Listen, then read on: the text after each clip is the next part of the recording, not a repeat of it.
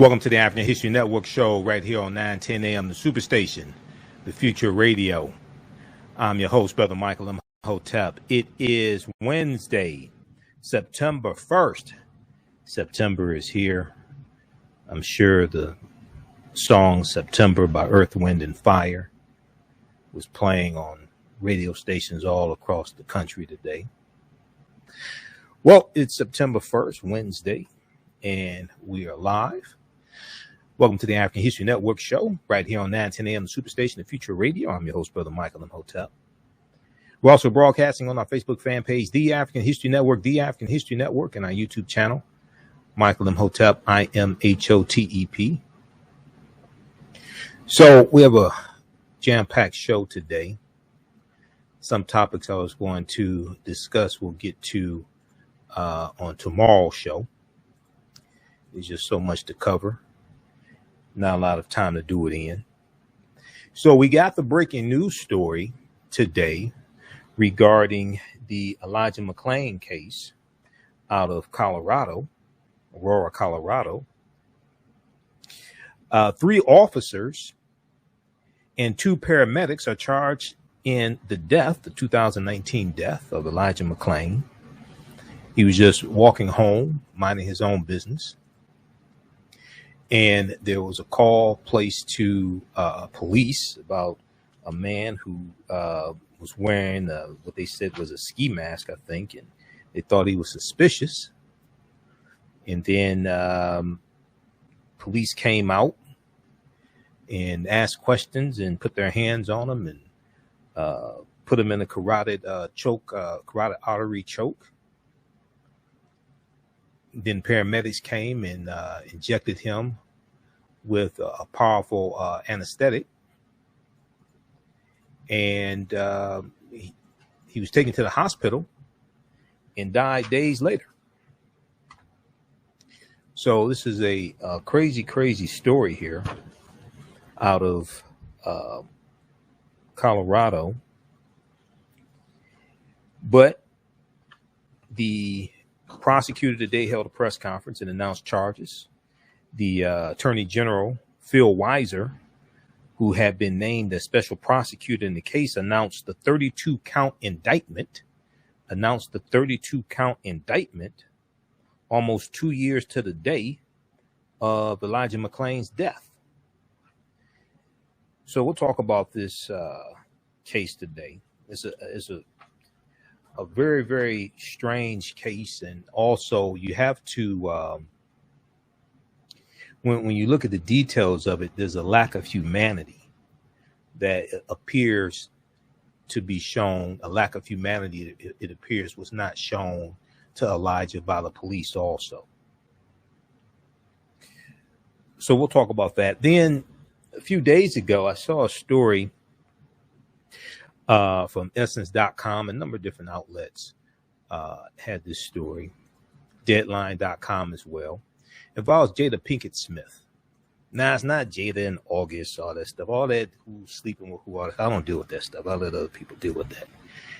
Okay, I'm a historian. All that BS, I don't deal with. But this deals with Jada Pinkett Smith. She's going to executive produce a docuseries about historic African queens.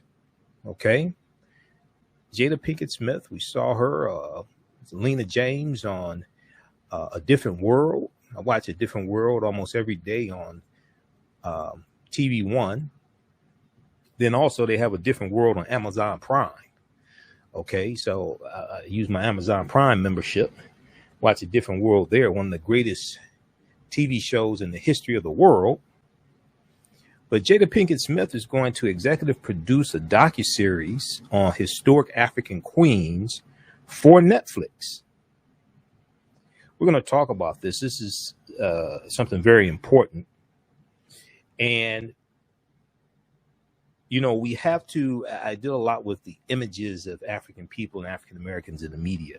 So something like this coming from someone like Jada Pinkett Smith, who has millions of social media followers, is something extremely important. So we'll talk about that also. And then day 10 in the R. Kelly trial.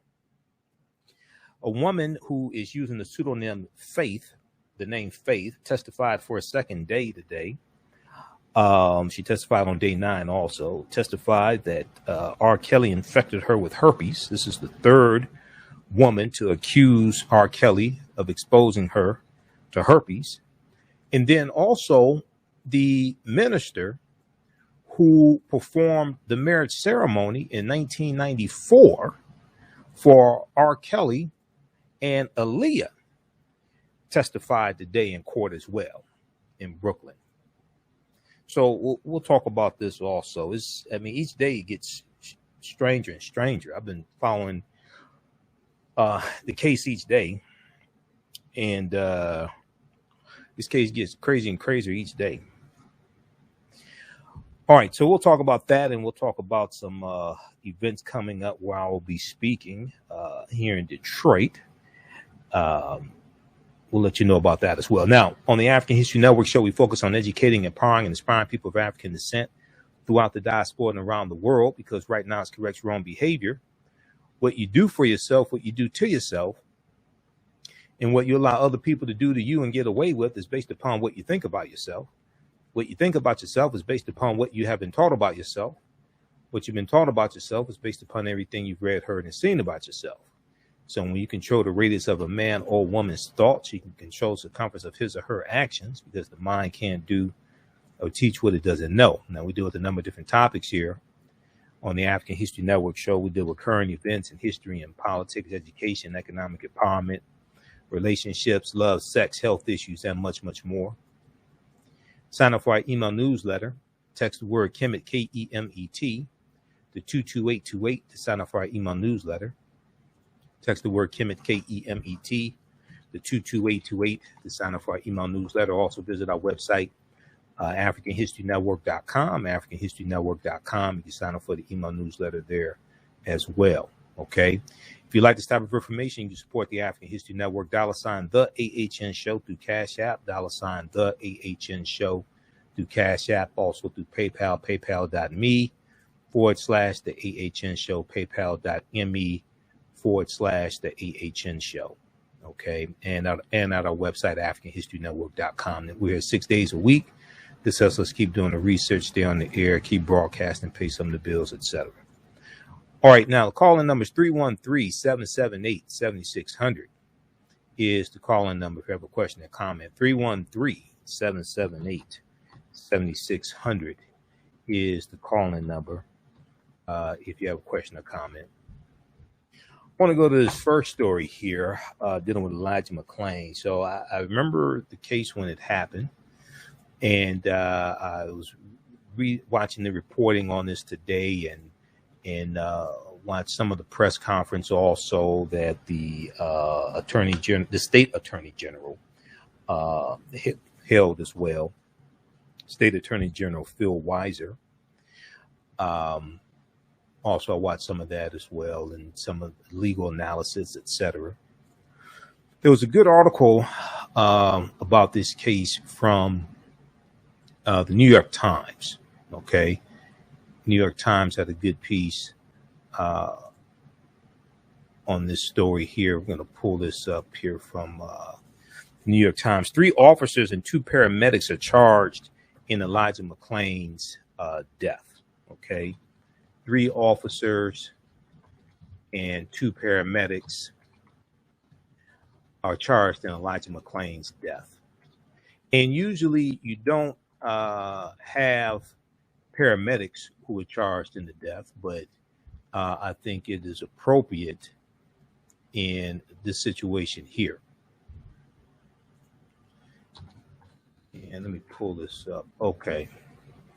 So a Colorado grand jury indicted 3 officers and 2 paramedics today in the 2019 death of Elijah McClain, who was a young African-American man, who had been walking home when he was stopped by the police and put in a chokehold and injected with a powerful anesthetic, the Attorney General of Colorado announced on Wednesday. Okay, Attorney General Phil Weiser. Now, and just a second here. Okay. All right. So, Attorney General Phil Weiser, who had been named as special prosecutor in the case, announced a 32-count indictment. A 32-count indictment, almost 2 years to the day after Elijah McClain's death. Okay, almost 2 years to the day after his death. Now, State Attorney General Phil Weiser said, our goal is to seek justice for Elijah McClain, for his family and friends, and for our state. Our goal is to seek justice for Elijah McClain, for his family and friends, and for our state. He said this at a news conference announcing the charges, and this was the culmination of months of investigation, protests, and calls for justice for Elijah McClain's family and friends that were amplified by the nationwide protests after George Floyd's murder. Okay, in 2020, May 25th, 2020, we know George Floyd was murdered by Officer Derek Chauvin. Now, we're here today because Elijah McClain is not here, and he should be here, said State's Attorney General Phil Weiser, okay, for the state of Colorado. We're going to go to clip one, Shakita, from the press conference. Okay, we're going to go to clip one in just a second here. Now, the 5 defendants included in Elijah McClain's death in Aurora, Colorado, just east of Denver, will each face one charge of manslaughter and criminally negligent homicide, as well as a variety of assault charges. Okay, let's go to this clip here from the press conference today.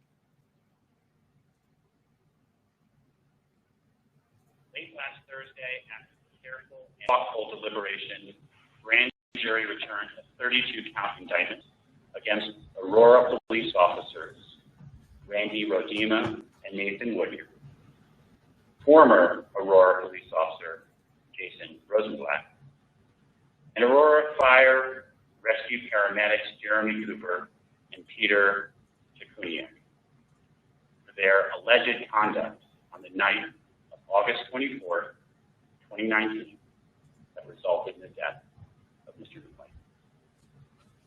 Each of the 5 defendants faced 1 count of manslaughter and 1 count of criminally negligent homicide. Officers Rodema and Rosenblatt also faced, each of them, a count of second-degree assault with intent to cause bodily injury and cause serious bodily injury to Mr. McClain. Both also faced 1 count of a crime of violence related to the second-degree assault bodily injury charge. In addition to the manslaughter and criminally negligent homicide charges, paramedics Cooper and Chikuniak also face 1 count second-degree assault with intent to cause bodily injury and cause bodily injury, 1 count second-degree assault for recklessly causing serious bodily injury by means of a deadly weapon, ketamine, 1 count second-degree assault for a purpose other than lawful medical or therapeutic treatment, intentionally causing stupor, unconsciousness, or other physical or mental impairment or injury to Mr. McClain by administering a drug, ketamine. Okay, pause it right there. Pause it right there, Shakita. We're coming up on a break. Pause it right there. We're coming up on a break. Just back it up about 30 seconds. We'll come back to that clip on the other side of the break. You listen to the African History Network show right here on 910 AM, the Superstation, the Future Radio. I'm your host, Brother Michael Imhotep. We'll be back in a few minutes. Gain knowledge in minutes from insightful summaries of progressive and socially conscious books. Blacklisted gives you access to curated content that'll satisfy your curiosity to learn and understand different perspectives.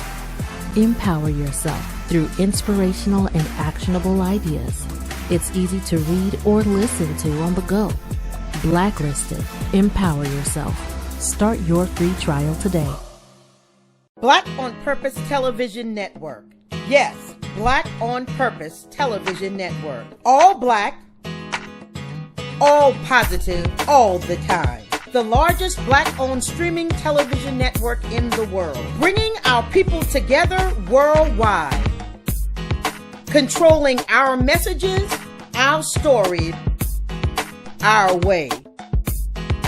Black TV the way it should be. Black music, Black history, and more. 30-plus channels, thousands of shows. Black on Purpose Television Network. Subscribe now. Stand by. It was laws and That's policies breaking 1 minute. that put us in this predicament. It's going to be laws and policies that take us out. So when you control the radius of a man or woman's thoughts, you control the compass of his or her actions because the mind can't do what people doesn't know. We have it all on 910 AM Superstation. 910, the Superstation, Detroit's only African-American talk radio. Welcome back to the African History Network show right here on 910 AM, the Superstation, Future Radio. I'm your host, Brother Michael Imhotep. It is Wednesday, September 1st, 2021. Next thing you know, we'll be celebrating Kwanzaa, and the year will be over with. We'll be saying Habara Ghani. We'll be celebrating Kwanzaa and Christmas for those who celebrate Christmas. You know, and I don't get mad at people who celebrate Christmas. I don't argue with people. I don't feel the need to give them a 3-hour lecture on the history of Christmas, even though I do a 3-hour lecture on the origins of Christmas. Okay. You know, I just tell people you should study the history of whatever celebrations that you participate in. All right. And then, because a lot of times once you understand the origins of what it is you are participating in, it can cause you to alter how you participate in it if you choose to do so. Okay. That's the difference between having wisdom and knowledge. Knowledge tells you what to say. Wisdom tells you when to say it, who to say it to, and when to be quiet and when to walk away. That's the difference between knowledge and wisdom. All right. Okay. Now, speaking of knowledge, 910 AM Superstation WFDF has the greatest advertising package in the history of the world. The Godfather package. Okay. With the Godfather package, you can get 200 spots for $500 with a must air within 30-day policy. A must air within 30-day policy. That is only $2.50 per spot. Only $2.50 per spot. And they will even produce the spots for free. That's right, for free. Call Renisha Williams right now at 313-434-8291. 313-434-8291. Let her know you heard about this from Michael Imhotep. All right. Okay, call-in number is 313-778-7600. If you have a question or comment. So right before the break, we were talking about the case out of Aurora, Colorado, of Elijah McClain. Okay, now he was killed in 2019. And the police officers, 3 police officers and 2 paramedics are being indicted for his murder. There was a press conference held today by the State Attorney General, Phil Weiser, who has been named as a special prosecutor in the case. He was named as a special prosecutor by the governor, the governor of Colorado, who's a Democrat. I want to go back to this clip here. This is from the press conference today. This is Attorney General Phil Weiser, State Attorney General Phil Weiser speaking. Let's go back to this clip, Shakita.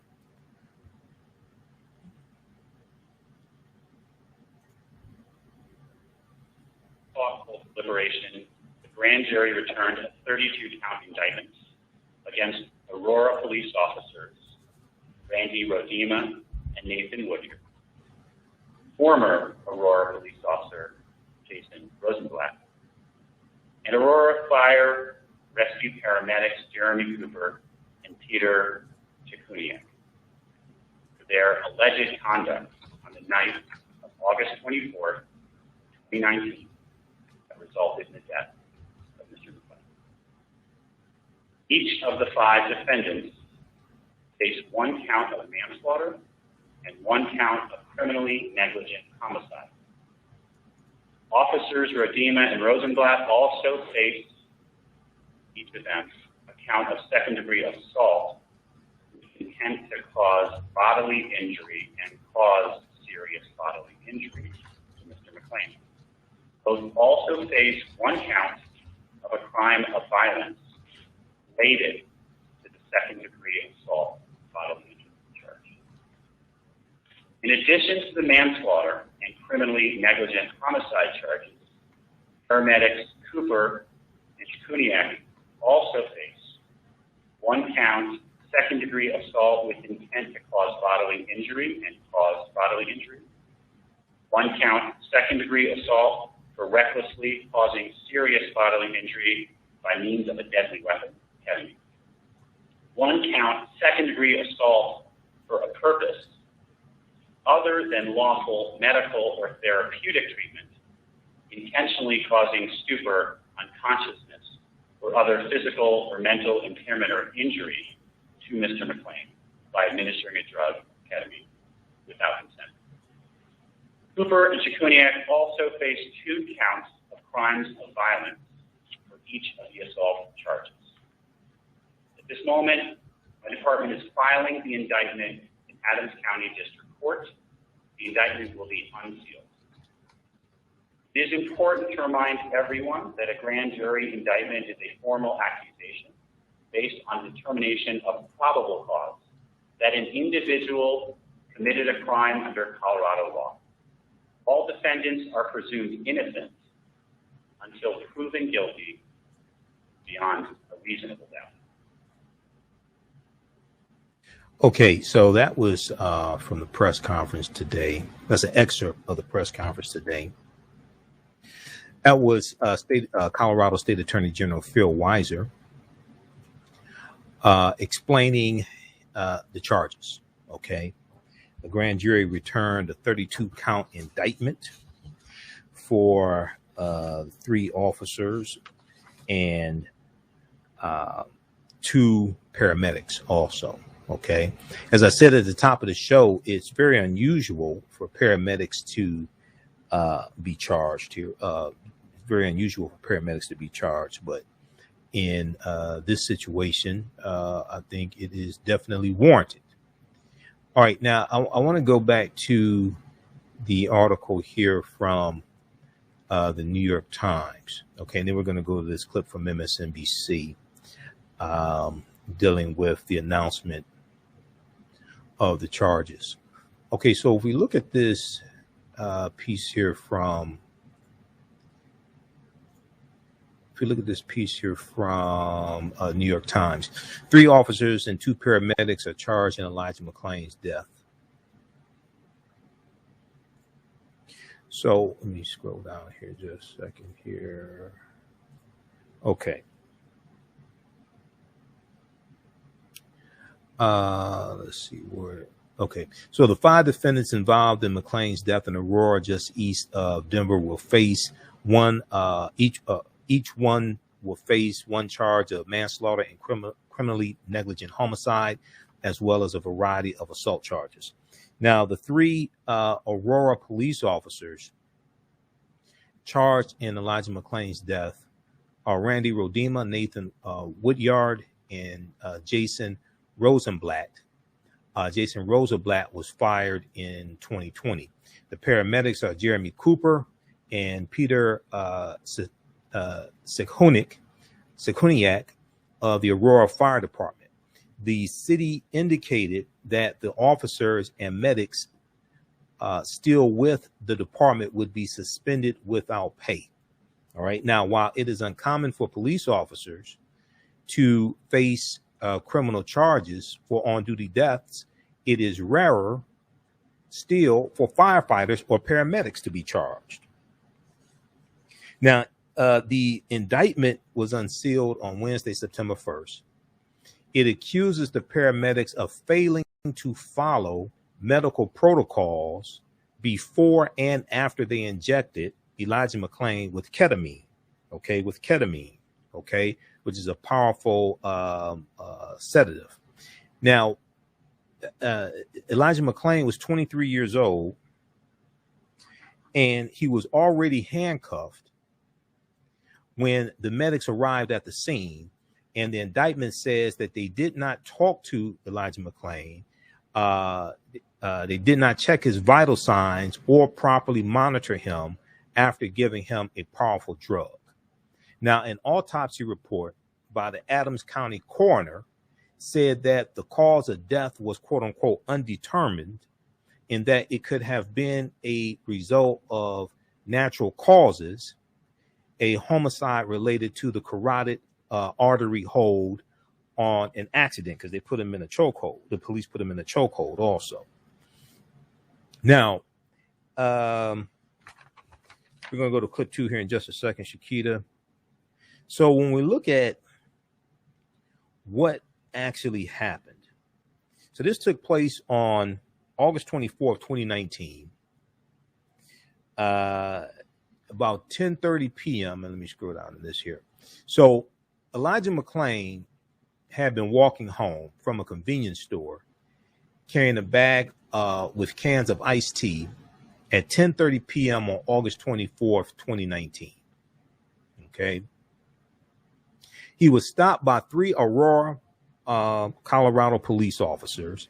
They were responding to a 911 call about a suspicious person. They were responding to a 911 call about a suspicious person.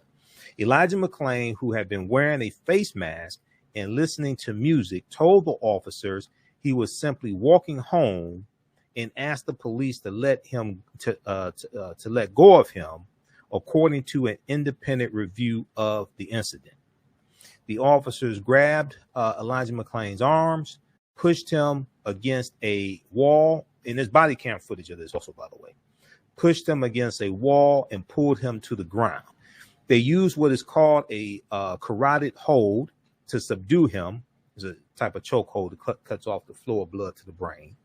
A potentially dangerous restraint to the neck that restricts the flow of blood to the brain. Elijah McClain said, "I am an introvert and I'm different," he told police, according to audio recordings from the stop. He said, "I'm just different. That's all. That's all I was doing. I'm so sorry." Now, Elijah was brought to a hospital. When he was brought to a hospital, he was unconscious and he never recovered. He was taken off life support and died on August 30th, 2019. Okay, so the incident happened August 24th, 2019. He was taken off life support and died August 30th, 2019. Now, lawyers for the officers and paramedics could not be immediately reached for comment. Shortly after the indictments were announced, the Aurora Police Association put out a weak-ass statement defending these officers and saying there was no evidence the officers caused Elijah McClain's death, even though Elijah was fine before these officers stopped him. He was alive. What we do know is he was alive before they stopped him. We do know that. Quote, this weak-ass argument from the Aurora Police Association said our officers did nothing wrong. The group said, adding, quote, "The hysterical overreaction to this case has severely damaged the police department." What role did your police officers play in severely damaging the police department? That's what I would ask. Our officers did nothing wrong. It didn't, and that reminds me, because we're gonna go to R. Kelly in a few minutes, because R. Kelly said, "I don't see nothing wrong with a little bump and grind." They're saying our officers didn't do nothing wrong. Okay. Now, the chief of police, Vanessa Wilson of the Aurora Police Department, who was appointed a year after Elijah McClain's death, said the department would cooperate with the legal process. The state attorney general's office is also conducting a broader investigation into practices at the Aurora Police Department. Chief Vanessa Wilson said this tragedy will forever be imprinted on our community. You think? I think it will too. All right, now I want to go to clip number 2. This is Chris Jansen from MSNBC. She's talking about the announcement from the prosecutor today, Prosecutor Weiser.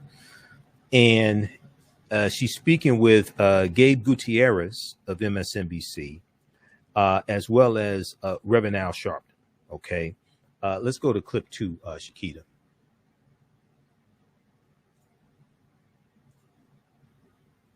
Colorado, where the state attorney general announced that a grand jury has charged 3 officers and 2 paramedics in the 2019 death of Elijah McClain.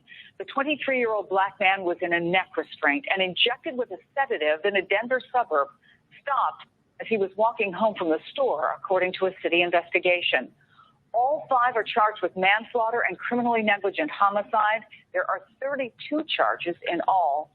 Some of McClain's last words, "I'm just different," have become a rallying cry at protests in his name.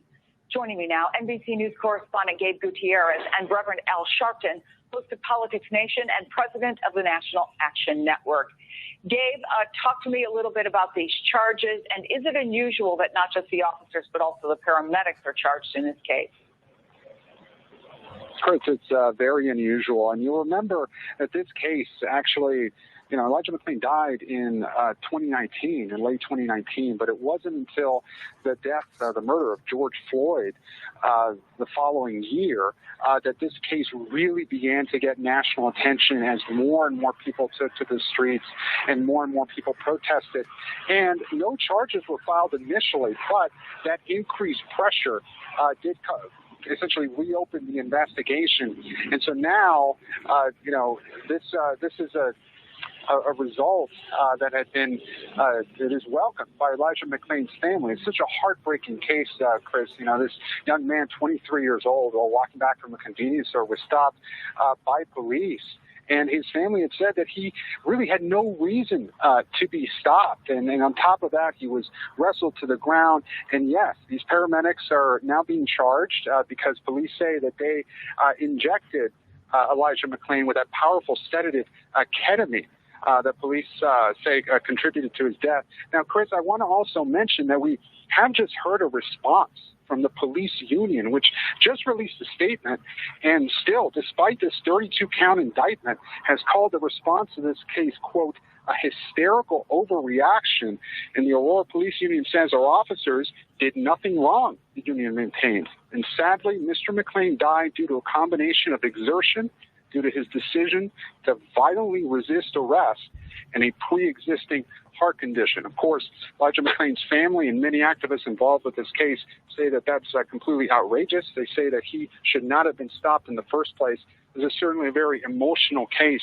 And again, now the breaking developments that 5 officers and paramedics now charged with various charges. Chris? So, Rev, I want to get your take on the significance of these charges, but also that statement by the Police Association. Well, I think the significance is that had it not been for the family and the activists there in Aurora, there would not have probably been a case, because the governor gave this to a special prosecutor. The attorney general did the case. And it was felt, as it is in many cases that I've been involved in with National Action Network, that if you leave it to the local prosecutors who have this kind of bonding relationship with local police, they will not do a real investigation. And when we see this not only indict the police officers, but the paramedics, I think it's because of how the case was handled, because of the diligence and pressure of local activists that stayed on it. Yes, it was given some oxygen by the George Floyd movement that all of us were involved in, but they stayed on it locally. And I think that this is a thing that shows that the pressure does matter. We must have a society where you don't need pressure to get equal justice. To think a young man goes to a convenience store to get iced tea for his brother, and he gets killed unarmed, be given a sedative that he should have never been given by paramedics.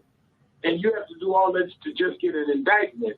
And then now the police union has the contempt for the loss of human life, blaming him on being killed by police, saying, I can't breathe, I'm just different. It shows what goes on in this country too often. And that's why we need national federal law to stop this. You know, Rev, I was taken by the fact that a lawyer for Mr. McClain's father said that Mr. Mosley, wept. He wept when he heard the news about the indictments today. What does justice even look like here? He was never accused of doing anything wrong when he was stopped. He wasn't doing anything wrong. No, justice would have been him not being, you can't bring his life back. But what it does give is a measure to the family that his death will be something that could be used to prevent others being treated by law enforcement like this that break the law. We should expect law enforcement to protect the Elijah McClain, not to kill them. Here's a young man was suspected of what? Of walking home. Yes, he had on a covering because it is cold in Colorado, and because he was walking home and the color of his skin, he could be killed and backed up by paramedics that would over-medicate him. This is the fear that too many lives in our community, too many families have. So when Elijah McClain's father wept, he wept with the kind of demonstration that too many of our families have.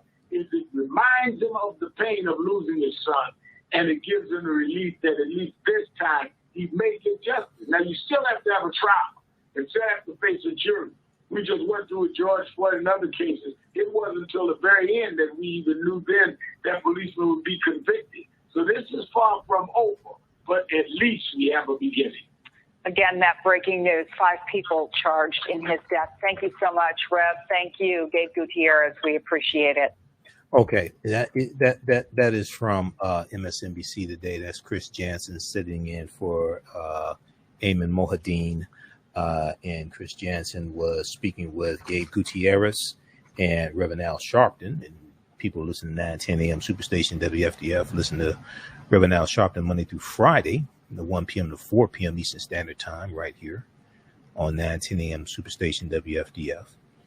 Okay, so hopefully the 3 officers as well as the 2 paramedics will be found guilty. Hopefully they'll go to prison. This is just a ridiculous case. Now, if we go back quickly here to the piece here from the New York Times, we're going to go to clip 3 in just a second. Shakita, we'll go to clip 3 in a few minutes, dealing with day 10 in the R. Kelly trial. An independent review of Elijah McClain's death, released in February 2021, issued a scathing catalog of errors committed by the officers and paramedics during the encounter and in the investigation that followed. Prosecutors in Adams County, Colorado, declined to file criminal charges after the 3 officers involved in Elijah McClain's death. Okay, Governor Jared Polis, who is a Democrat, Governor Jared Polis appointed the Colorado State Attorney General, State Attorney General Phil Weiser, as a special prosecutor in June 2020 to investigate McClain's death. So the local prosecutor, declined to file criminal charges in the death of Elijah McClain. The governor, in many of these states, based upon the state constitution, the governor has the authority to appoint a special prosecutor. That's what happened in this case. The governor appointed the state attorney general as a special prosecutor in this case here. And this is why you have the indictment after the local prosecutor failed to file criminal charges. Governor Jared Polis appointed State Attorney General Phil Weiser as a special prosecutor in June 2020 to investigate Elijah McClain's death. The grand jury, which had been investigating the case since December 2020, issued the indictments and concluded its work last week, Thursday. Phil Weiser said, State Attorney General Phil Weiser said. All right. An attorney for Elijah's mother, Ms. McClain, hailed the charges and said they reflected her tireless work to fight for justice for her son. Okay, read this full article here. This is from the New York Times. 3 officers and 2 paramedics are charged in Elijah McClain's death. 3 officers and 2 paramedics are charged in Elijah McClain's death. So hopefully they'll go to prison. Maybe they can all be cellmates. You know, maybe they can all be cellmates. All right, I want to go to this next story here. I saw this a few days ago, and I saw different outlets carried. I think the first story I saw was from Essence.com. Essence.com. I read Essence also. I know Essence is for African American women, but I guess you have to read what they read and know what they need, I guess, as the saying goes. Okay. It's not helping me any, but anyway. But I still like Essence, right? So Jada Pinkett Smith, we first saw as Lena James on A Different World, and we saw her in Jason's Lyric, and Set It Off.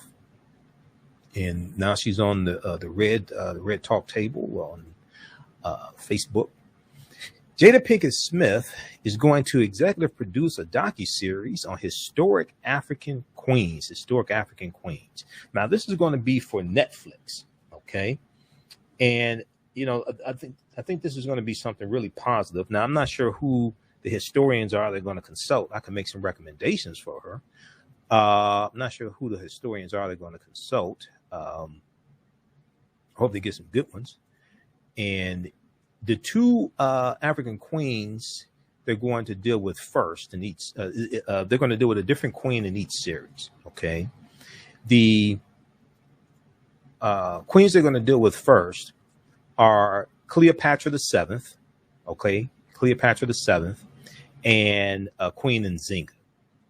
Now, Netflix announced that it has given an order for a docuseries about queens in African history, from Will Smith and Jada Pinkett Smith's Westbrook Studios, along with Newtopia. Now, Jada Pinkett Smith is slated to executive produce the series.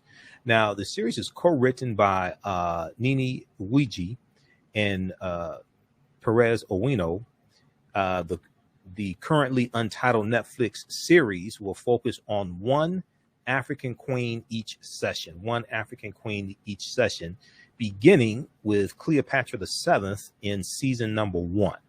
The second season will highlight Nzinga. Now, I think they mean Queen Nzinga. Queen Nzinga of what's present-day Angola. And both will contain interviews from field experts and premium content with scripted reenactments. Premium content with scripted reenactments. There was a tweet from Netflix. Netflix said Jada Pinkett Smith will executive produce a doc series about history's most iconic African queens. Okay, about history's most iconic African queens. And let me see something here. Hold on. Where is this? Just a second. Let me. Okay. Here we go. All right. Jada Pinkett Smith will executive produce a doc series about history's most iconic African queens.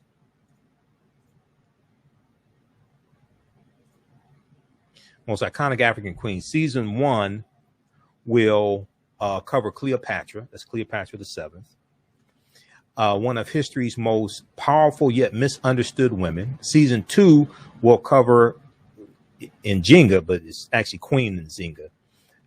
The fearless 17th century warrior queen of Matamba and Ndongo, okay, in present day Angola. Now, Cleopatra's season will cover the life of the Egyptian queen whose beauty and romantic endeavor came to overshadow her uncredited intellectual prowess. Okay, her uncredited intellectual prowess. And I was looking for some information on Queen Nzinga also. I think face-to-faceafrica.com has an article on Queen Nzinga that you can check out as well. Let me see something here. Okay, let's pull this up. I think face-to-faceafrica.com has an article you can pull up. I was looking at some information today from thought.com as well,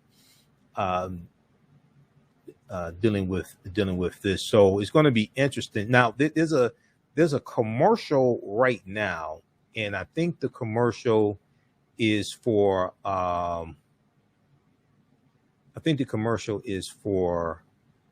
I can't remember. I think it's for Amazon Prime or something like that.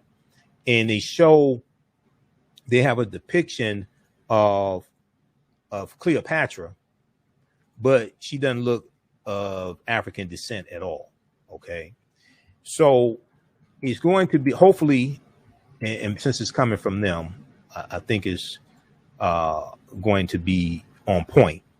Hopefully they don't show even though this is in the period, it's a 33rd dynasty, even though it's after the Greek conquest of Egypt, after Alexander the Greek conquers Egypt in 332 BC. Hopefully they will show the ancient Egyptians as Black Africans. Okay, and yes, there was intermixing taking place because the Greeks had conquered. The Greeks are intermixing into the population, but this is before the Arab conquest, so don't show them looking like Arabs. This is before 7th century AD. This is before the Arabs conquer Egypt, so don't show them looking like Arabs. All right, now if we go back to this piece here from Essence. Cleopatra's season will cover the life of the Egyptian queen whose beauty and romantic endeavor came to overshadow her uncredited intellectual prowess. Cleopatra's heritage has been the subject of much academic debate, which has often been historically ignored by Hollywood. The series will reevaluate those parts of her life, possibly changing the narrative.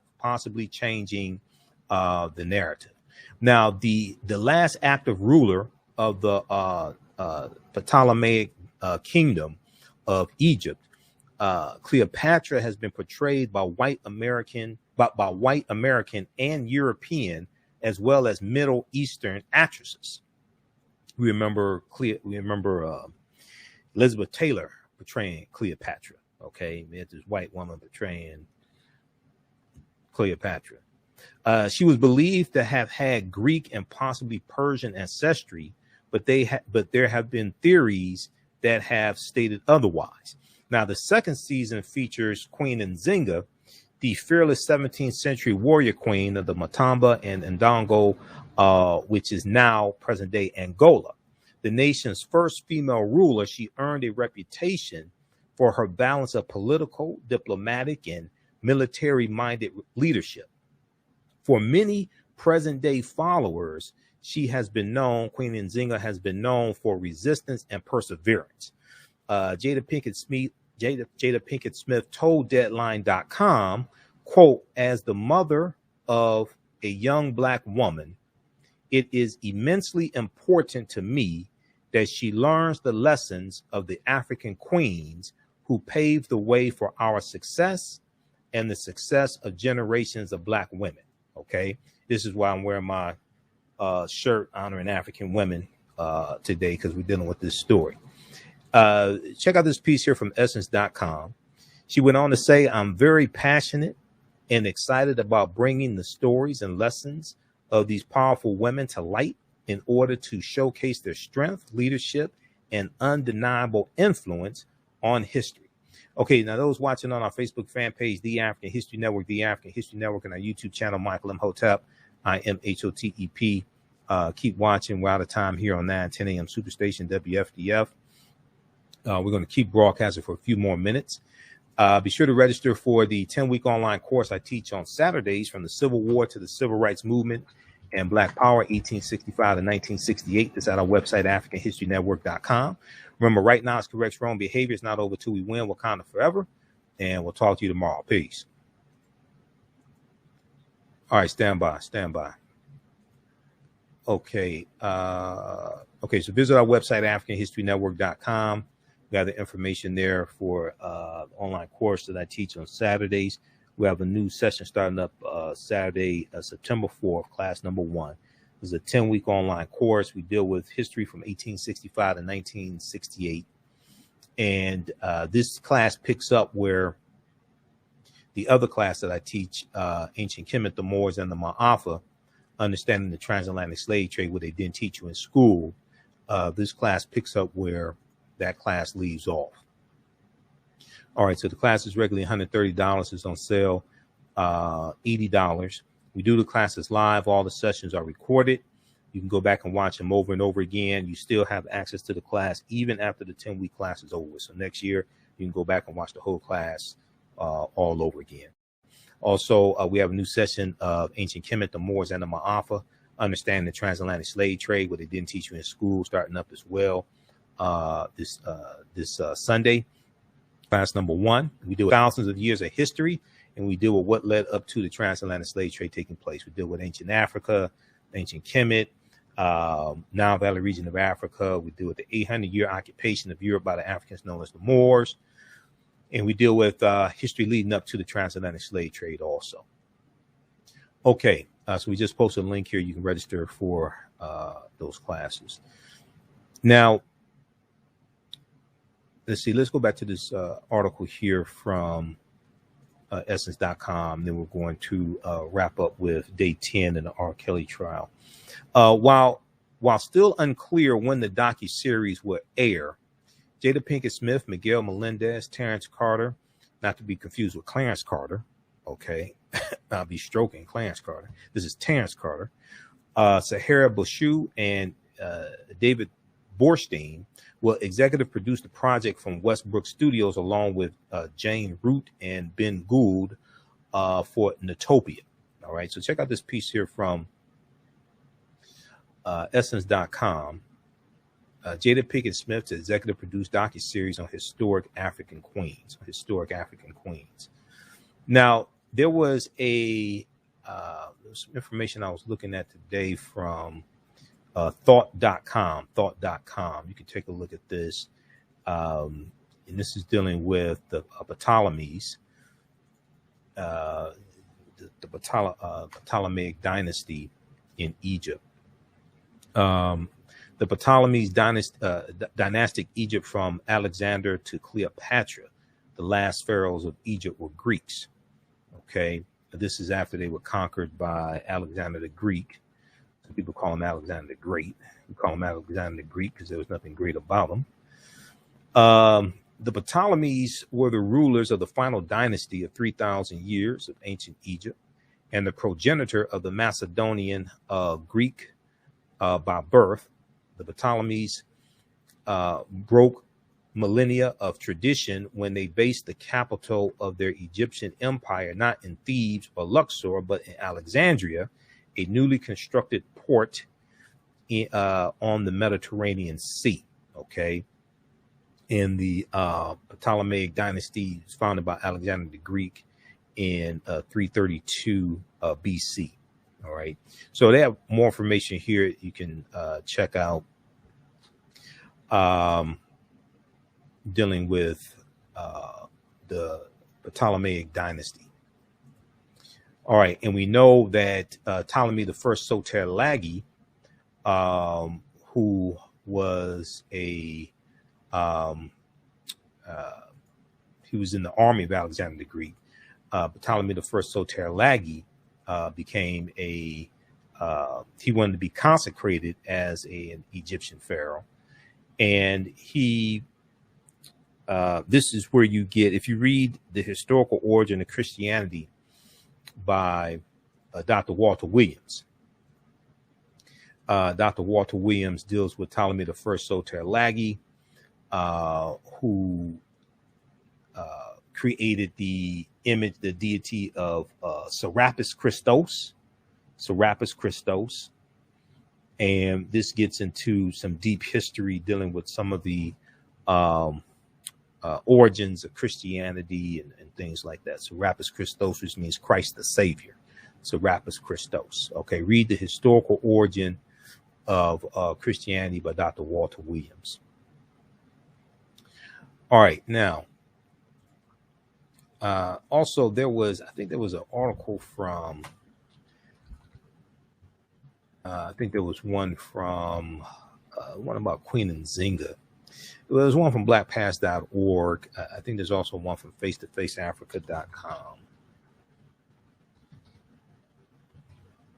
Let me see. Yeah. One from face-to-faceafrica.com as well, from 2018 that you can check out. Queen Nzinga of Angola fought and held off Portuguese for 30 years. Okay. Queen Nzinga is also talked about in the book from Dr. Chancellor Williams, The Destruction of Black Civilization. But this is a good article here from face-to-faceafrica.com. Queen Nzinga of Angola fought and held off Portuguese control for over 30 years.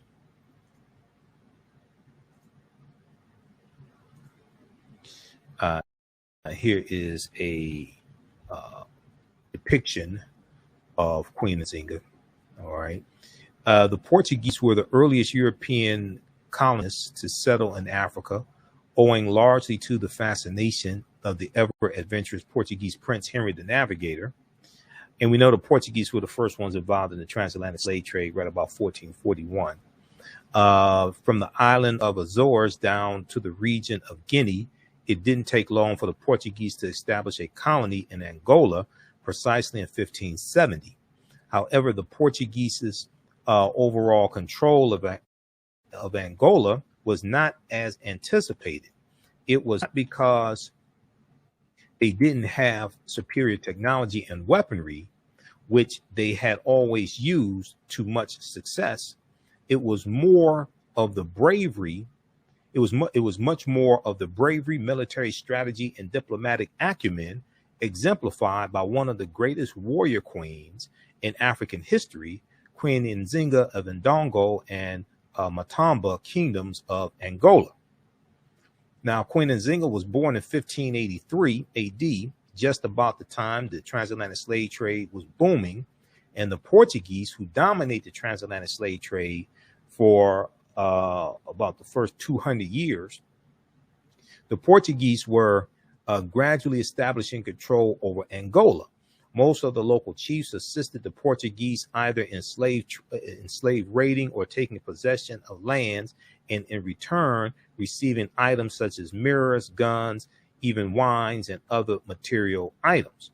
Now, also the other part of this is, and this is in Angola, but the other part of this is that oftentimes you have the Europeans who are demanding a certain number of captives be presented to them on a certain day or something like that.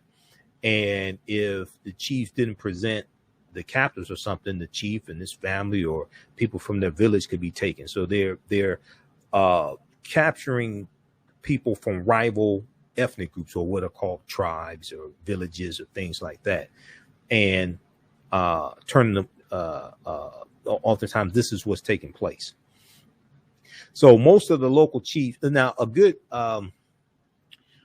book dealing with that, it deals largely with West Africa, is by Sylvia Diop,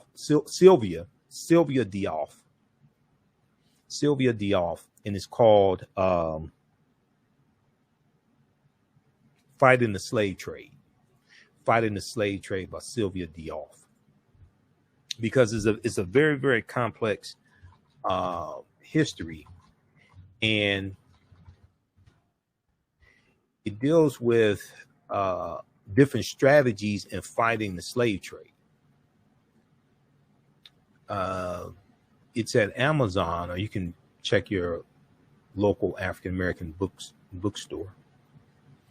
Fighting the Slave Trade by Sylvia Diouf. I've read some interviews she's done, and I read about her book. I reached out to her back when Kanye West made some idiotic statements about slavery sounding like a choice. I reached out to her because I wanted to interview her on my show, but she was out of the country at the time. She emailed me back, so I need to get in touch with her. I've read like some articles she's been interviewed in, etc. But this is the book here, Fighting the Slave Trade. And let me see something here. Let me back up. This is a synopsis here.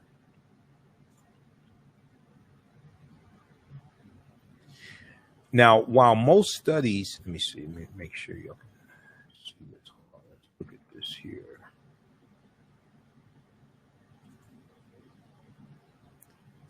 All right, let's try to increase the size of this. I'll blow this up as much as possible.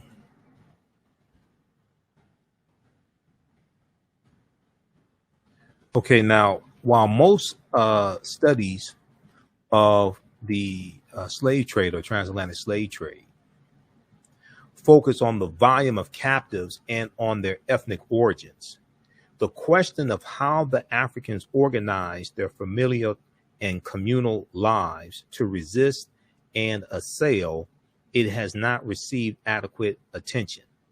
But our picture of the slave trade is incomplete without an examination of the ways in which men and women responded to the threat and reality of enslavement and deportation.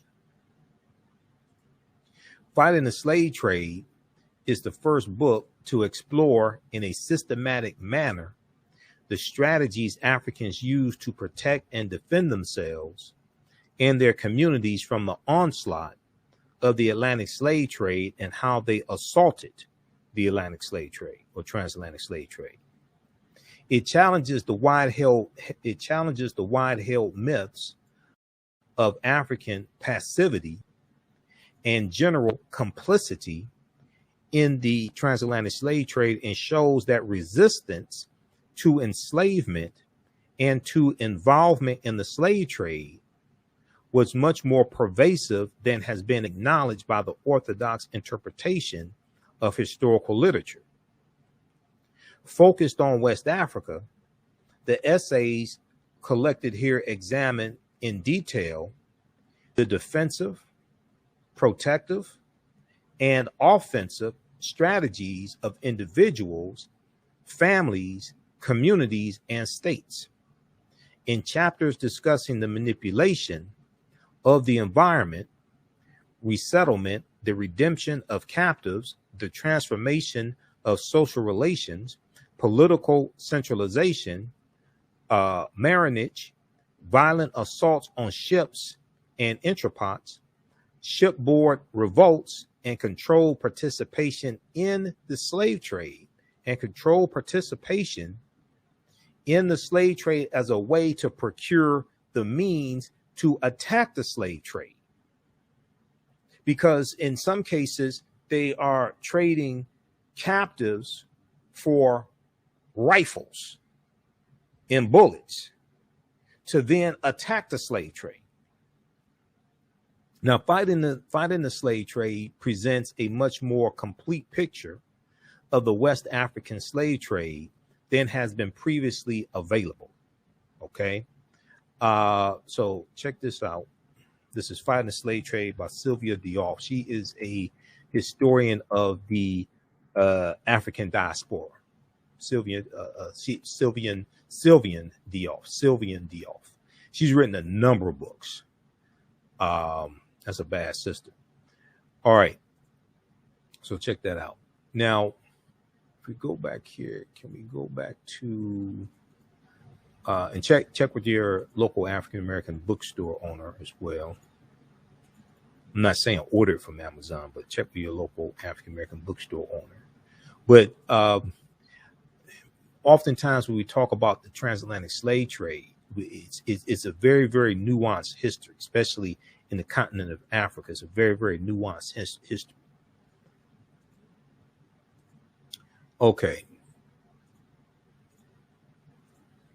So back to this article quickly here about Queen Nzinga.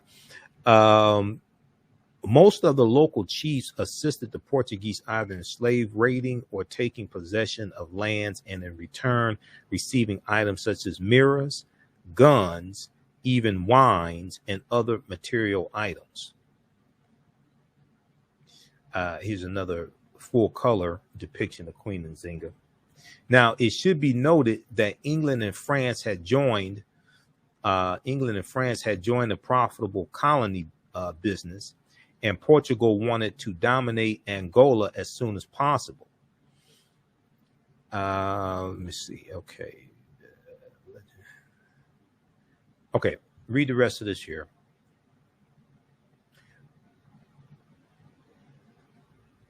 Read the rest of this article here from face-to-faceafrica.com about Queen Nzinga of Angola, who fought and held off Portuguese control for over 30 years. All right, that's at face-to-faceafrica.com. Okay, now, let's see here. Okay, I'll be speaking at a event here in Detroit on September 18th. September 18th, the second annual Detroit African Cultural Festival, the second annual Detroit African Cultural Festival. This is taking place Friday, September 17th, 2021. Friday is going to be 12 noon to 6 p.m. And Saturday, September 18th, is going to be 12 noon to 8 p.m. It's going to be at the Maharis Gentry Park. That's in Highland Park, Michigan, or Detroit. 12550 Avondale Street. 12550 Avondale Street. Visit them on Facebook, and let me flip over to this here. So they're going to have African drumming, African dance, vendors. They'll have a kids corner, wellness corner, live musical performances as well. Okay, the model here in the photo, that's Isoke E. Okay, that's one of the daughters of Kalindi E, Hati Kalindi E, who's a friend of mine. Hati Kalindi E. We've had him here on the show a number of times, and also her mother was Jendai E. They're both masters of African martial arts. Let me see something here. We'll give you the website.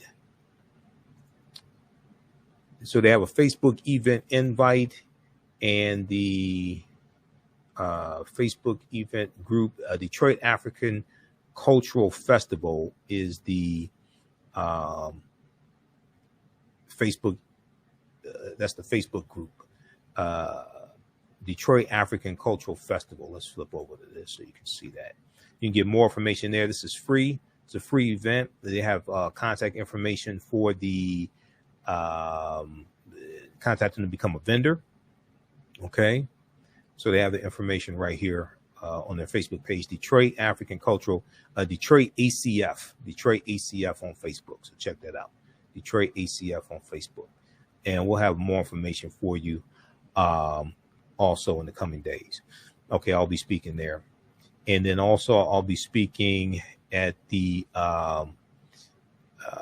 Charles H. Wright Museum of African American History, September 26th, for the screening of the documentary Happy, which features Tony Browder and Professor James Small and Dr. Lyndon Jeffries and Dr. Julia Malveaux.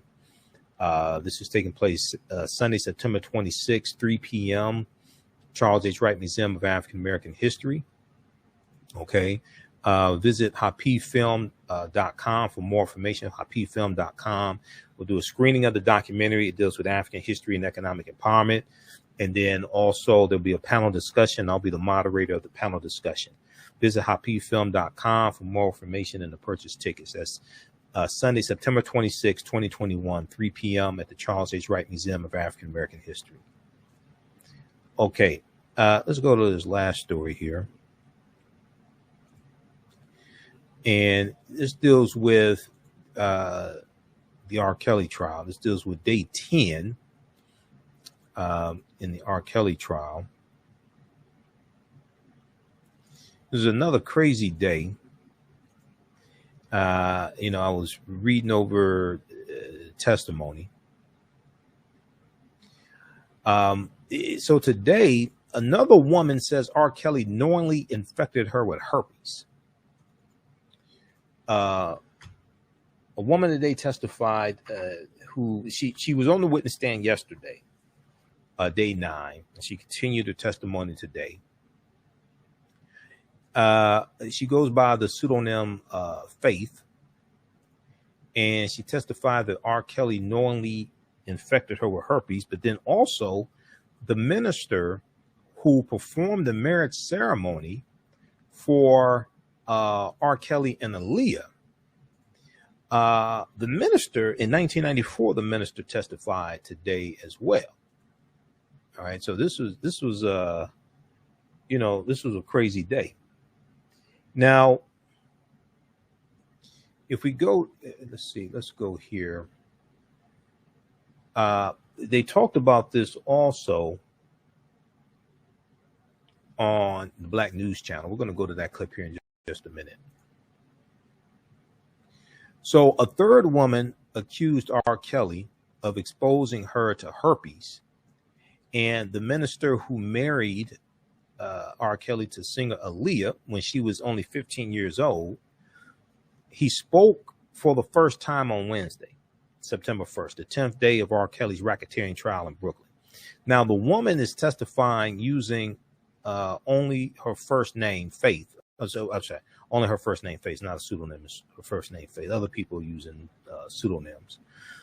Her first name, Faith, and she accuses R. Kelly of exposing her to herpes. Faith, whose testimony began on Wednesday, said the singer did not inform her that he had the incurable disease herpes before they began having sex, and that he often declined to use a condom. She testified, I said, "Are you going to use a condom?" And she recalled asking R. Kelly during their first sexual encounter. She said, quote, "He said we don't need a condom," end quote. Now, five accusers who have testified so far said that they were underage when their sexual encounters with R. Kelly began, but Faith told jurors that she was 19 years old when she first met the entertainer at a concert in Texas in 2017, and they began a sexual relationship of about 11 months after that. Okay, about 11 months after that, a sexual relationship for about 11 months after that. We're going to go to this clip here just a second from Black News. Let's see here. We're going to go to the one from, we'll go to this one here from the Black News Channel. Candace Kelly, who were sometimes co-panelists on Roland Martin Unfiltered. Candace Kelly was on the Black News Channel today providing legal analysis, about the case. We're going to go to that here in just a second. Let me pull that up. All right, now let's continue here. Okay, let me pull that clip up. All right. Yeah, we'll get that queued up. Okay, now R. Kelly, whose real name is Robert Sylvester Kelly, denied the accusations and pleaded not guilty to the charges against him, which include a single count of racketeering and 8 counts of violating an interstate anti-sex law known as the Mann Act. Federal prosecutors have accused R. Kelly, 54 years old, of running a decades-long criminal plot that used his fame and a network of associates and employees to prey on women and girls for sex. All right. Now, I want to go to this clip here, and we'll talk about the minister who performed the ceremony to marry R. Kelly to Aaliyah in 1994. Let's go to this clip. It is the beginning of day 10 now. Testimony in R. Kelly's sex trafficking trial. The prosecution is working overtime, showing R. Kelly as the leader of a criminal enterprise whose former business associates and entourage helped enable his illegal behavior for years. Joining us now to talk about it, our justice correspondent, Candace Kelly. Good morning to you, Candace. Good morning. It is now. Yeah. Good morning to you. We got to talk a little bit more about the witness named Faith. She said she wasn't even a fan of R. Kelly's. They happened to meet. She was 19. She testified he raped her. What else stood out about her testimony as if that wasn't explosive enough? Well, you know, Sharon, I think one of the things that is most interesting and important is that she was someone who was not a fan.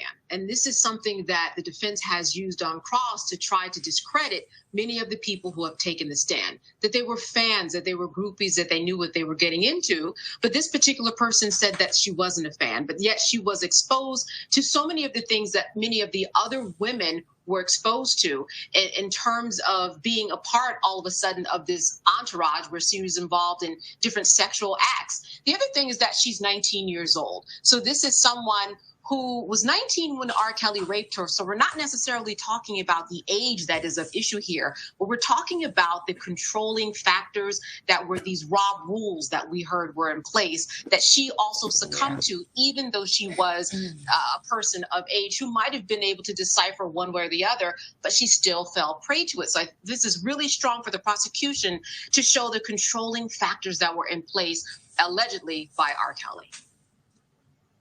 Yeah, Kelly's a former assistant, too. Suzette Mayweather is her name. She talked about what some might call bizarre rules the singer had for his girlfriends. We know this is central also to the prosecution's case, since they say R. Kelly ordered around a team of people moving in concert, him as the conductor of this criminal enterprise, the government says. How can the defense refute these claims? Well, you know, it's going to be very difficult to refute, but here's what's going to happen. We get a bird's eye view, first of all, from this woman about what was going on during the past few years, actually pretty recently. I mean, the defense can say that she actually never saw anything sexual, which is what she testified, though she did testify that there was abusive behavior that was involved. But the defense can come back and say, well, didn't you, in fact, take these young women to the malls? Didn't you, in fact, drive one of these young women down to her graduation rehearsal? Weren't there some things that were going on here that were not that bad?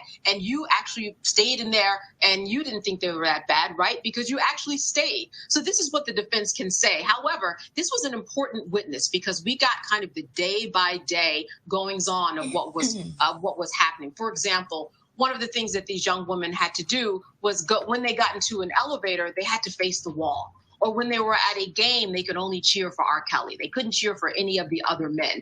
But just to imagine how the jury is taking this in, that many of the women had to go into an elevator and they couldn't face anybody, couldn't look anybody in the eye.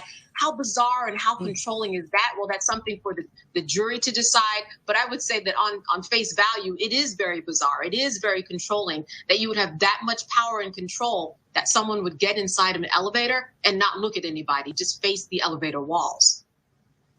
Yeah, it's cult-like behavior. I've used that word before. There was also this testimony, Candace, about the employees being, consequences, docked pay for not following Rob's rules. What's the prosecution strategy there? I guess talking about him as the head of this thing, as a boss. So listen, this case right now could go either way. It's not something that the prosecution just already has in the bag. What they're doing is they are building. They're laying out these Rob's rules to say, listen, this is someone who knew that he was in charge and that his power trickled down to everybody in this alleged enterprise. That if you didn't do what he said, you would be assaulted, you could be raped, you could be docked pay, you would have to write blackmail letters, including this employee who said that she had to write a letter talking about her guilt and whatever she did that he did not like. So what we have is a prosecution building. We're going to hear from other people who will talk about this enterprise and will talk about his power. That is what is going to be central to this case. The power in control 19, whether you were 15, control 19, whether you were 15, that these were Rob's rules. Rob was in control. Rob explained and told everybody what to do, and everybody followed suit. Otherwise, there would be consequences. And that's why the building of these witnesses is very important for the witnesses, for the prosecution, rather. Just right. No, I get, we get it, Candace. But just we've heard about the physical assaults, those allegations, but just the mind control here.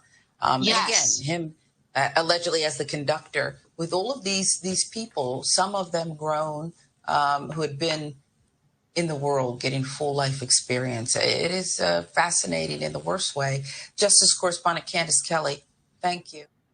All right, so that was from today, Start Your Day, Black News Channel, Candace Kelly and Sherry.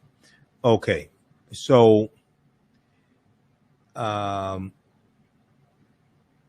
want to go to, let's go back to this article here from, I'm going to go back to this article here from the New York Times. New York Times has had really good reporting on this case. So the minister, his name is Nathan Edmond, who performed the marriage ceremony in 1994 for R. Kelly and Aaliyah, testified.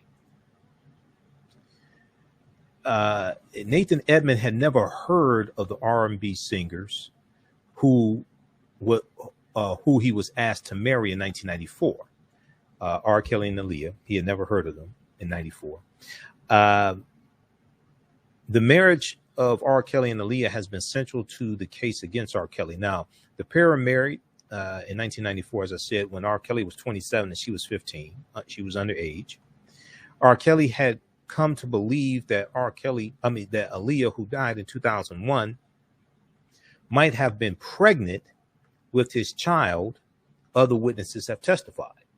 Now, Nathan Edmond said he was presented with a confidentiality agreement by one of R. Kelly's male associates when he arrived at the Chicago area hotel when the wedding occurred. He said, quote, "I kind of chuckled. If it was supposed to be a confidentiality agreement, it should have been a lot more airtight than that," end quote, he said. Now, Nathan Edmond said the man instead asked if he would give his word that he would not discuss the wedding. He said he agreed and had not spoken publicly about it until Wednesday, September 1st, because I never heard of him before this. Okay. Now, at the ceremony, R. Kelly and Aaliyah emerged from another room in matching jogging suits and exchanged wedding vows. And in 10 minutes or less, the proceedings were over. Nathan Edmond testified. He said he was offered $25 or $50 for his services, but he added he, quote, was just doing it as a favor, end quote, for a friend, and said he found the entire situation odd. Yeah, more getting married in jogging suits, you know. You know, I thought they were going to say she had Mickey Mouse ears on or something like that. But, you know, quote, "I didn't think it was anybody special," he said. "I didn't understand it at all." And then we talked about Faith, who testified. She's the sixth accuser to take the witness stand. She testified on Tuesday and Wednesday, Tuesday, August 31st, and Wednesday, September 1st, as well. Faith, the fifth accuser to take the stand against R. Kelly, told jurors on Wednesday that shortly after her final sexual encounter with R. Kelly in 2018, she began to develop cold symptoms, and that later her mouth had bumps everywhere. She testified that she went to urgent care and later to her OBGYN, who diagnosed her with type 1 herpes. She said, "I was in shock," she said. Now, Faith told jurors that she reached out to R. Kelly several times, but that he never responded. She said, quote, "I really just wanted him to maybe give me answers or just acknowledge that he did it," Faith testified. She said, "I knew it was him." She said she contacted a lawyer in her home state of Texas and later received a call from R. Kelly after she had texted him repeatedly. Faith testified that she asked him why he did not disclose that he had the disease, herpes. She said, quote, "He said, I don't know what you're talking about, but if I did know what you're talking about, we're not going to talk about it over the phone," she recalled. Now, Faith became the third woman to testify that she contracted herpes after R. Kelly exposed them to the disease without notifying them that he had been infected. The first accuser to speak at his trial, Geronda Pace, told jurors that she too contracted the disease from him around 2009 and that she was not warned beforehand. Another woman said she contracted the disease during her sexual encounters with R. Kelly, and that before she was treated, the pain was so intense she struggled to walk at times. She said the pain was so intense she struggled to walk at times. Now, as we talked about last week, one of R. Kelly's longtime doctors, Chris McGrath, testified early in the trial that R. Kelly was being treated for the incurable disease herpes by 2007. He was being treated for herpes by 2007, and that he had instructed R. Kelly to notify any sexual partners that he had herpes. All right. Now, Faith is now 24 years old. She first met R. Kelly at a concert in San Antonio, Texas in 2017. She received a pass to go backstage. The singer gave her his phone number, and then the two began a months-long sexual relationship. During their interactions, just 1 second here. Okay. So during their interactions, Faith said R. Kelly often pressured her to have sex and recorded their encounters. But because she was an adult at the time, her involvement in R. Kelly's case centers on the herpes diagnosis. Now, R. Kelly's defense team did not address the herpes accusations in its cross-examination of Faith, but instead focused on casting Faith's interactions with the singer as consensual. They instead focused on casting Faith's interactions with R. Kelly as consensual. Devereaux Canick, one of R. Kelly's four defense attorneys, said, "You made a choice." Devereaux Canick, said, "You made a choice." He said that Faith had communicated with R. Kelly for months and made repeated trips to see him, adding, quote, "You participated of your own will," end quote. Now, Faith told jurors she sometimes had sex with the singer despite not wanting to, In one instance, Faith says she entered a room with R. Kelly and noticed a gun on an ottoman there, okay, on like a footstool, on an ottoman there. She told jurors she was, quote unquote, intimidated and that the singer grabbed her neck and forced her to perform a sex act on him. Throughout the trial, now she said there was a gun near him. Okay. Throughout the trial, R. Kelly's facial expressions have been hidden by a mask, but the singer appeared more animated, shaking his head and rubbing his forehead, while Faith described a failed sexual encounter with the singer in which she clenched her body to avoid penetrative sex. He reacted similarly as Faith recalled that he later masturbated to a video he had made of different women, some of whom he had told her he was, quote unquote, raising. All right. So read the rest of this. Check out this. We'll have more coverage of this crazy trial. Minister who married R. Kelly and Aaliyah describes illegal wedding. This is from the New York Times, September 1st, 21.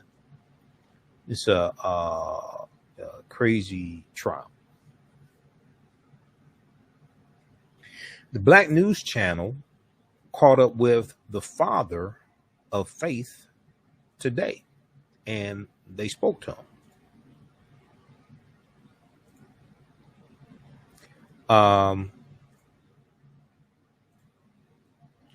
We're going to go to that clip here.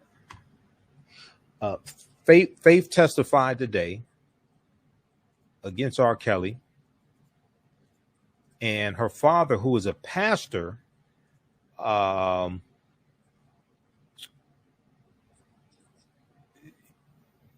Black News Channel correspondent Astrid Martinez caught up with him today outside of the courthouse. We're going to go to this interview here. Okay, let me cue this up just a second. All right, let's go to this. It was very. I didn't expect to hear from the father of Faith, but let's go to this. Take a listen.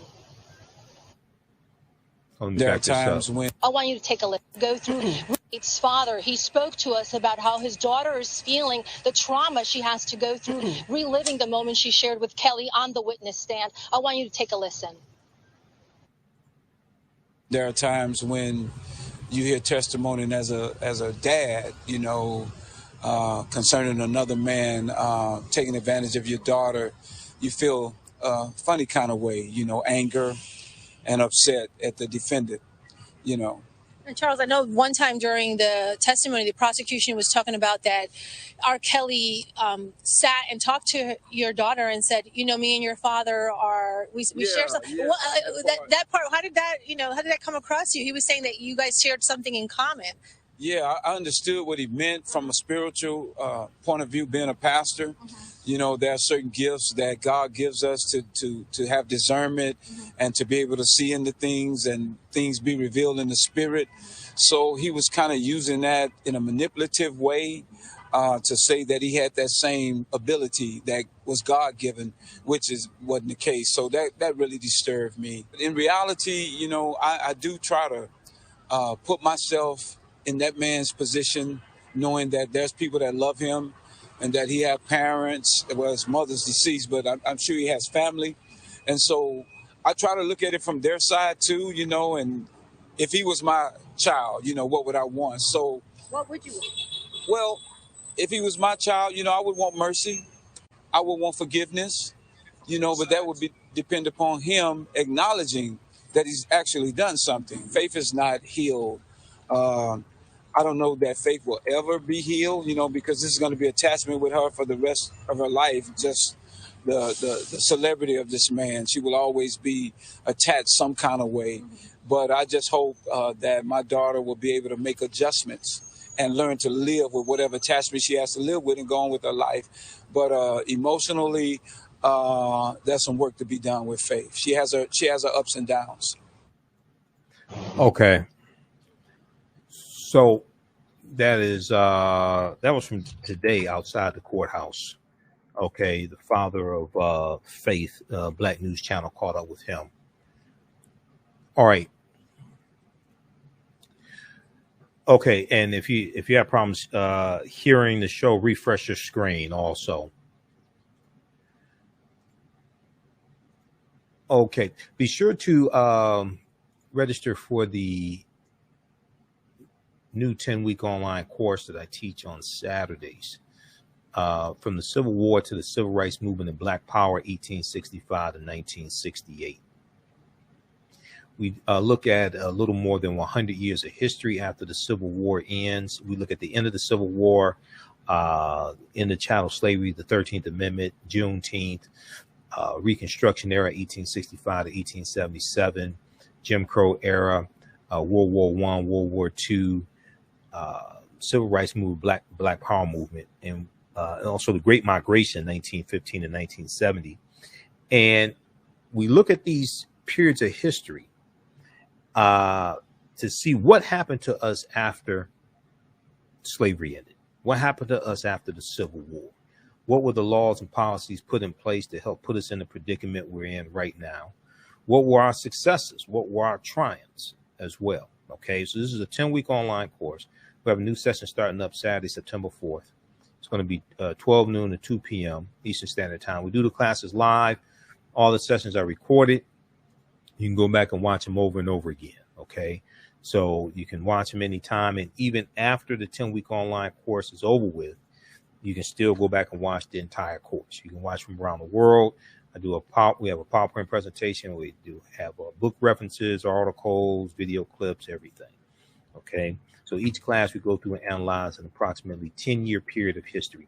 So visit our website, AfricanHistoryNetwork.com, AfricanHistoryNetwork.com, and right on the homepage, click on, it's right on the homepage of our website. Click on register here, takes you to the next page. Click on enroll. As soon as you register, you can start watching the content. There's also bonus content. You're going to get the lecture I did June 16, 2021, dealing with the real history of Juneteenth. It's about a 2.5-hour lecture. So you get that, and we have some other bonus content also. Okay, so it's a fantastic class from the Civil War to the Civil Rights Movement and Black Power, 1865 to 1968. So you can ask questions during the class also. We have a live text chat. Now you can see me, I can't see you. So if you're worried about me seeing you, something like that, you don't have to worry about getting dressed up for class, anything like that. Okay, I can't see you. All right, and then the other class that I teach is Ancient Kemet, the Moors, and the Ma'afa, Understanding the Transatlantic Slave Trade, what they didn't teach you in school. This is also a 10-week online course. We deal with thousands of years of history and what led up to the transatlantic slave trade taking place.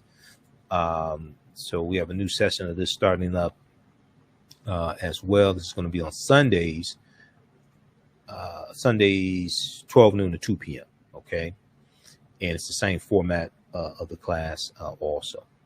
All right, so you can register for those at our website, AfricanHistoryNetwork.com, and we just posted a link here as well. It's right on the homepage of the website. And all my DVD lectures and digital downloads are at our website, AfricanHistoryNetwork.com. We have this 15 DVD bundle pack, the Michael Imhotep Black History Month 15 DVD bundle pack, which includes 15 of my lectures, some of my lectures in the past 2 or 3 years. Okay, and that's on sale $100 right now. That's at AfricanHistoryNetwork.com. And we also have digital downloads of my presentations at our website also. All right. So look, we have to get out of here. Remember, the African History Network, we focus on educating, empowering, and inspiring people of African descent throughout the diaspora and around the world, because right now it's correct your own behavior. You can support the African History Network as well. $ the AHN Show through Cash App. $ the AHN Show through Cash App, also through PayPal, paypal.me. /TheAHNShow, PayPal.me/TheAHNShow. So this is our official Cash App account, $TheAHNShow, SHOW. That's our Cash App tag. These other ones here are fake African History Network Cash App accounts. On our Cash App account, it says Michael, and it shows my picture there. All right, so you can support us through Cash App or PayPal. And PayPal.me/TheAHNShow. This helps us keep doing the research, stay on the air, keep broadcasting. We're here 6 days a week, Monday through Friday, 11 p.m. to midnight, and Saturdays and Sundays, 9 p.m. to 11 p.m. Eastern Standard Time. All right, so thanks for tuning in today. Remember, at the African History Network, we focus on educating, empowering, and inspiring people of African descent throughout the diaspora and around the world. Because right now it's correct wrong behavior. How you doing, Fly Girl? All right, thanks, Fly Girl. She said, thank you for your research and information. You are appreciated. Remember, right now it's correct wrong behavior. It's not over till we win. Wakanda forever. And we'll talk to you tomorrow. Peace. Black on Purpose Television Network. Yes, Black on Purpose Television Network. All black, all positive, all the time.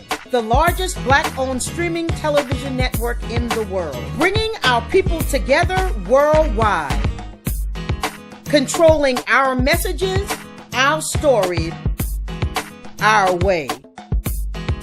Black TV the way it should be. Black music, black history, and more. 30+ channels, thousands of shows. Black on Purpose Television Network. Subscribe now. Hi, I'm Joel Wilson, President and CEO of JCW Computer Consulting, LLC, a technology implementation firm with over 20 years of satisfying customers. We offer a full spectrum of industry top-tier branded services. We are an authorized partner or reseller for Lenovo, Zoom, T-Mobile, Microsoft 365 and Surface tablets, Google Workspace, Acer, Asus, Samsung, PCmatic security software, and many more. Our online store features laptops, Chromebooks, computers, printers, accessories, and software. Businesses, take advantage of our free 1-hour Zoom tech consultation and know we offer top nationwide high-speed internet service providers, voice over IP, and cellular phone services. Home users, don't miss our current in-stock Chromebook inventory. Please visit us at jcwcc.com or call 215-879-6701. Gain knowledge in minutes from insightful summaries of progressive and socially conscious books. Blacklisted gives you access to curated content that'll satisfy your curiosity to learn and understand different perspectives. Empower yourself through inspirational and actionable ideas. It's easy to read or listen to on the go. Blacklisted. Empower yourself. Start your free trial today. Hi, I'm Joel Wilson, President and CEO of JCW Computer Consulting, LLC, a technology implementation firm with over 20 years of satisfying customers. We offer a full spectrum of industry top-tier branded services. We are an authorized partner or reseller for Lenovo, Zoom, T-Mobile, Microsoft 365 and Surface tablets, Google Workspace, Acer, Asus, Samsung, PCmatic security software, and many more. Our online store features laptops, Chromebooks, computers, printers, accessories, and software. Businesses, take advantage of our free 1-hour Zoom tech consultation and know we offer top nationwide high-speed internet service providers, voice over IP, and cellular phone services. Home users, don't miss our current in-stock Chromebook inventory. Please visit us at jcwcc.com or call 215-879-6701. We all know the cannabis industry is headed toward an uprise in the past decade. What happens when there is a brand that brings this uprise in a blow? The cannabis industry welcomes her uprise. Hustle her hemp. Delivering excellence with pride is her watchword, and how you choose to embrace it makes it a priority. From cultivating rich cannabis into exquisite and tastefully finished CBD products to delivery, Hustler Hemp leaves no stone unturned. Hustle Her Hemp's mission is to empower women of color by building business and creating legacies, uniting beauty, health, and business.